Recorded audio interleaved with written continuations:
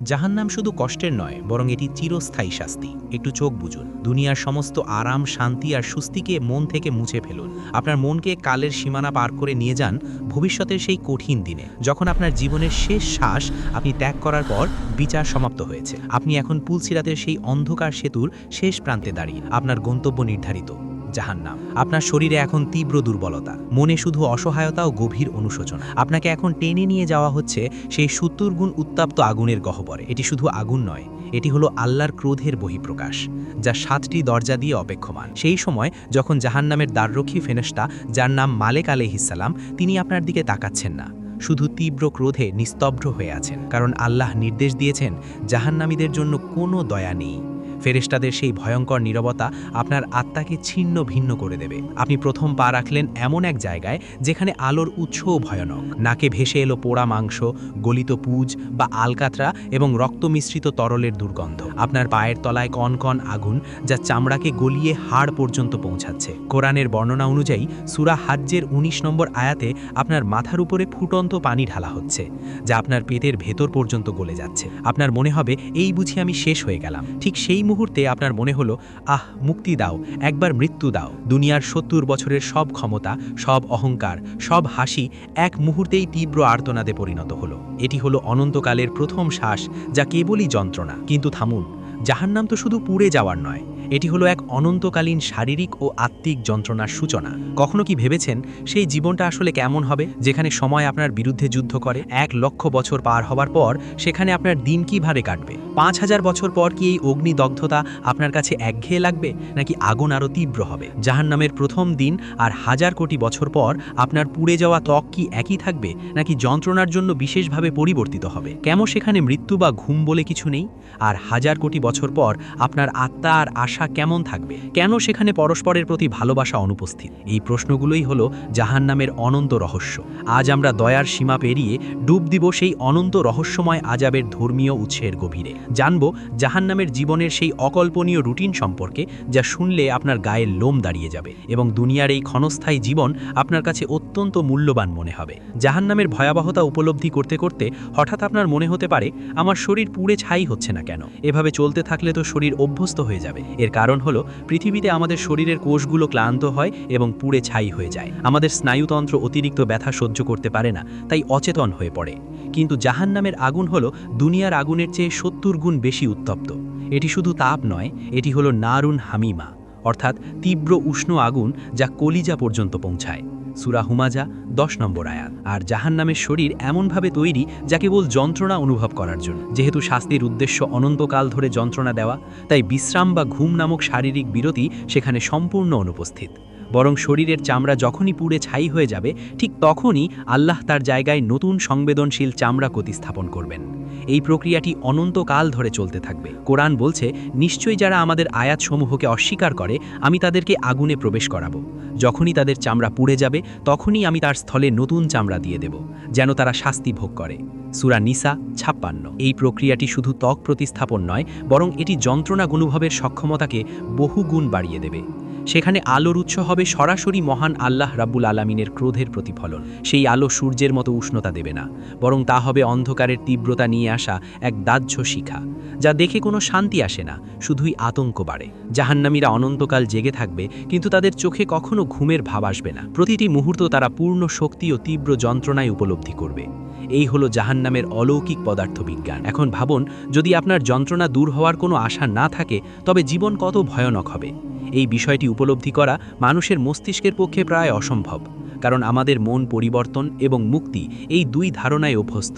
কিন্তু জাহান্নামে কোনো পরিবর্তন নেই। জাহান্নামে প্রবেশের পর সহিহ হাদিস অনুযায়ী একটি চূড়ান্ত ঘোষণা আসবে। হাদিসে এসেছে, কিয়ামতের পর যখন জান্নাতীরা জান্নাতে এবং জাহান্নামীরা জাহান্নামে প্রবেশ করবে, তখন মৃত্যুকে একটি মেষের আকৃতিতে এনে জান্নাত এবং জাহান্নামের মাঝখানে জবাই করা হবে। এরপর ঘোষণা করা হবে, হে জাহান্নামীরা, চিরস্থায়ী হও, আর কোনো মৃত্যু নেই। এই ঘোষণার দার্শনিক প্রভাব কি?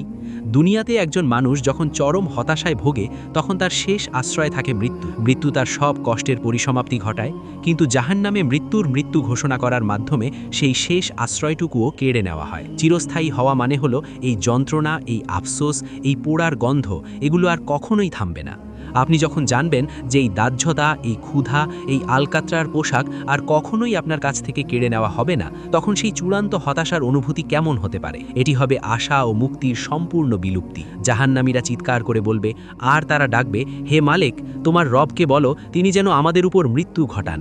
সূরা যুখরুফ ৭৭। কিন্তু তাদের সে আহ্বান ফিরিয়ে দেওয়া হবে ১,০০,০০০ বছর পরের তীব্র ক্ষুধা ও তৃষ্ণার যন্ত্রণা এবং সেই কষ্ট দূর করার অসাধ্য রুটিন। এখন প্রশ্ন হলো, ১০০০ বছর ধরে জাহান্নামীরা কি খাবে এবং পান করবে? দুনিয়াতে আমাদের ক্ষুধা একসময় মিটে যায়, কিন্তু জাহান্নামে তা হবে সম্পূর্ণ বিপরীত। সেখানে ক্ষুধা শুধু স্থায়ী হবে না, বরং প্রত্যেক মুহূর্তে এর তীব্রতা বাড়তেই থাকবে। এই ক্ষুধার যন্ত্রণায় জাহান্নামীরা চিৎকার করবে এবং একটু শান্তির জন্য হাহাকার করবে। তারা খাদ্য ও পানীয়র জন্য এতই মরিয়া হয়ে উঠবে যে তাদের পেটের ভেতরের আগুন নিভাতে তারা এমন কিছু চাইবে যা তাদের সামনে পেশ করা হবে। কোরআন ও হাদিস অনুযায়ী জাহান্নামীদের খাদ্য হবে জাক্কুম নামক এমন এক কাঁটাযুক্ত গাছ যা দেখতে বিকৃত এবং গলিত তামার মতো উষ্ণ। তীব্র ক্ষুধার জ্বালায় তারা বাধ্য হয়ে সেই কাঁটাময় ফল মুখে তুলবে। সূরা সাফফাত ৬৬।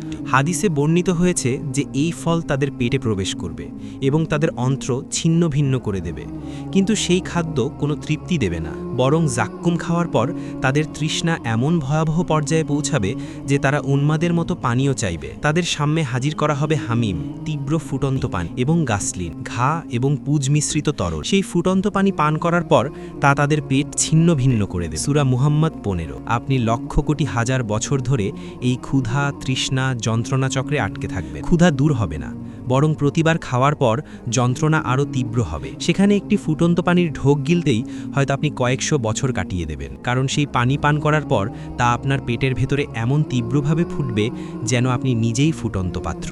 এরপর ৫,০০০ বছর পর জাহান্নামীরা কেমন দিন কাটাবে? তখন তাদের সামাজিক জীবন হবে অত্যন্ত তিক্ত ও হিংসাত্মক। জাহান্নামে তাদের সম্পর্ক হবে শত্রুতার। সেখানে তারা তাদের অনুসারীদের সাথে দেখা হবে। কল্পনা করুন, আপনি বসে আছেন এক বিশাল অন্ধকার গর্তে, চারদিকে আলকাত্রার তৈরি পোশাক পরিহিত মানুষ।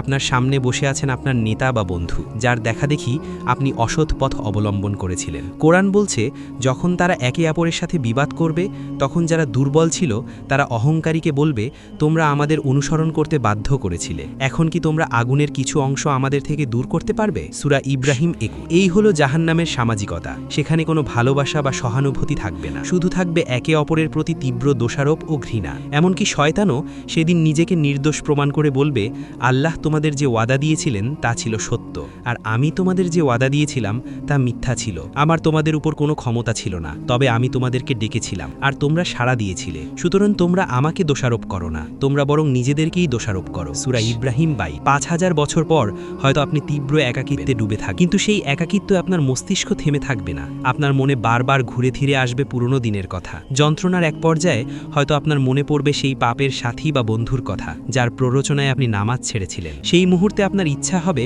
চিৎকার করে তাকে দোষারোপ করতে, তুই আমাকে নামাজের জামাত থেকে ফিরিয়েছিলি, আজ দেখ তোর জন্য আমি কি পেলাম। সেই কলহ এবং পারস্পরিক ঘৃণার মনস্তাত্ত্বিক জীবন চলতে থাকবে অনন্তকাল।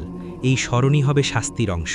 সবচেয়ে বিস্ময়কর এবং চমকপ্রদ বিষয়টি হল, জাহান্নামের প্রথম দিন আর ১,০০০ কোটি বছর পর জাহান্নামীদের অবস্থার মধ্যে পার্থক্য কেমন হবে।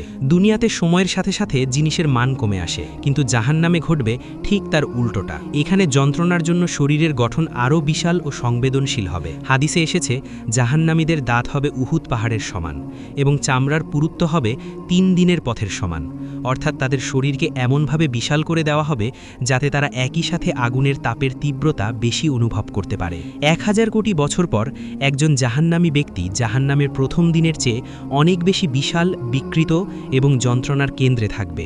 সেখানে কষ্ট কখনো স্থির থাকবে না, কষ্টের গ্রাফ সবসময় সর্বোচ্চ সীমায় উঠতে থাকবে। কোরআনে বলা হয়েছে, জাহান্নামীদের পোশাক হবে আলকাত্রার এবং তাদের মাথা গলিত তামা দিয়ে ঢেকে দেওয়া হবে।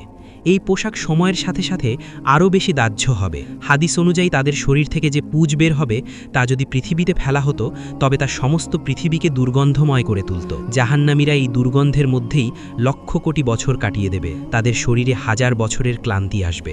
জাহান্নামের জীবনের সবচেয়ে বড় শাস্তি তা হলো মহান রবের সাথে কথা বলার সুযোগ হারানো এবং করুণার অভাব। কিয়ামতের দিন যখন মুমিনরা তাদের রবের সাথে কথা বলার সুযোগ পাবে, তখন জাহান্নামীরা হতাশ হয়ে মালেক ফেরেশতাকে তাদের পক্ষ থেকে সুপারিশ করতে বলবে। কিন্তু যখন কোনো মুক্তি মিলবে না, তখন তারা চূড়ান্তভাবে রবকে ডেকে বলবে, হে আমাদের রব, আমাদের এখান থেকে বের করুন, আমরা যদি আবার মন্দ কাজ করি তবে আমরাই জালিম। আল্লাহ তখন তাদের দিকে তাকাবেনও না এবং বলবেন, তোমরা লাঞ্ছিত অবস্থায় এখানেই থাকো এবং আমার সাথে কোনো কথা বলো না। সূরা মুমিনুন 108। এই বাক্যটি হল জাহান্নামের সবচেয়ে বড় আতঙ্ক, স্রষ্টা কর্তৃক চূড়ান্ত প্রত্যাখ্যান। সেই মুহূর্তটি সেই একটি মুহূর্ত জাহান্নামের অনন্ত কোটি বছরের সমস্ত পুড়ে যাওয়ার কষ্টের চেয়েও আট্টিক কষ্টকর হবে। মুমিনরা রবের সান্নিধ্য পাবে, আর পাপী চিরতরে প্রত্যাখ্যাত হবেন। সেই প্রত্যাখ্যানে যে হতাশা, যে শূন্যতা, যে যন্ত্রণা, তা ভাষায় প্রকাশ করার ক্ষমতা কোনো সৃষ্টির নেই। হাজার হাজার কোটি বছর পার হবে, তারা আর কথাটুকুও বলতে পারবে না। তাদের কথা বলার ও আল্লাহকে ডাকার ক্ষমতা কেড়ে নেওয়া হবে। জাহান্নামের আসল শাস্তি তো সেটাই, স্রষ্টার ক্ষমা ও করুণার অভাব। জাহান্নামের জীবন হলো এমন এক শাস্তির যাত্রা যার শুরু আছে কিন্তু ক্ষমা নেই। এটি এমন এক বই যার পৃষ্ঠা উল্টালে শুধু নতুন নতুন হতাশা ও শাস্তির পদ্ধতি বের হতে থাকে। আমাদের এই দুনিয়ার জীবনটা সেই অনন্ত সাগরের সামনে এক ফোঁটা পানির মতোও নয়, অথচ এই এক ফোঁটা পানির জন্য আমরা কতই না নিজেদের জীবনকে জাহান্নামের দিকে ঠেলে দেই, আর সেই অনন্ত আযাবকে আমরা ভুলে থাকি। ভাবুন তো, আপনি কি সেই দুর্ভাগ্যবানদের একজন হতে চান যারা হাজার কোটি বছর পরেও বিশাল বিকৃত শরীর নিয়ে আগুনে পুড়তে থাকবে, যারা তাদের পাপের সাথী ও অনুসারীদের সাথে অনন্তকাল হিংসা ও কলহে কাটাবে? যদি না চান তবে এই ক্ষণস্থায়ী দুনিয়ার রঙিন ধোঁকা থেকে নিজেকে বাঁচান। আল্লাহর কাছে সেই জাহান্নামের আগুন থেকে মুক্তি চান, কারণ আল্লাহ তার ভীতু বান্দাদের জন্য জাহান্নামের কঠিন আযাব থেকে সুরক্ষার যে ওয়াদা দিয়েছেন তা পেতে হলে এই পৃথিবীতেই চূড়ান্ত লড়াই করে যেতে হবে।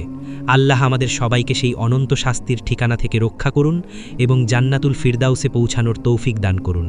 আমিন। আল্লাহ।